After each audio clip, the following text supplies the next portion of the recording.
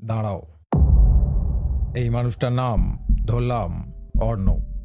ও তোমার মতোই, স্বপ্ন আছে, চাকরি আছে, দায়িত্ব আছে, কিন্তু একটা জিনিস নেই, প্ল্যান। 25 বছর বয়সে ওর বেতন 15,000 টাকা। ও ভাবে সময় আছে, সেভিংস পরে করব, ইনভেস্টমেন্ট আগে একটু সেটেল হই। 5 বছর কেটে গেল, বেতন এখন 20,000, কিন্তু খরচ 20,000। কেন? কারণ লাইফস্টাইল ইনকামের সঙ্গে বাড়ে। আর একটা জিনিস চুপচাপ বাড়ছে, ইনফ্লেশন। ভারত এটা মনিটর করে reserve bank of India, Bangladesh bank. মানে দাম বাড়ছে, এটা নিশ্চিত।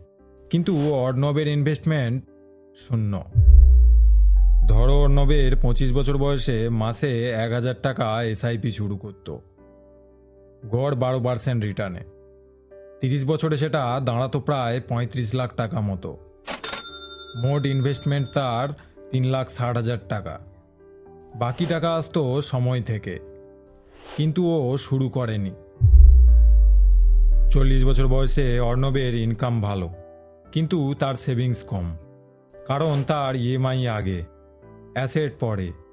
এই ভুলটাই সবথেকে বড় ভুল। 50 বছর বয়সে পৌঁছে অর্ণব প্রথমবার ভয় পেল। রিটায়ারমেন্টের, মেডিকেল খরচ, সন্তানের ভবিষ্যৎ। তখনও হিসাব করলো আর বুঝলো ও টাকা হারায়নি, ও হারিয়েছে সময়। কম্পাউন্ডিং টাকা ভালোবাসে না, কম্পাউন্ডিং সময় ভালোবাসে। যত আগে শুরু করবে তত কম চাপ, যত দেরি করবে তত বেশি টাকার দরকার। তাহলে এখন কি করবে?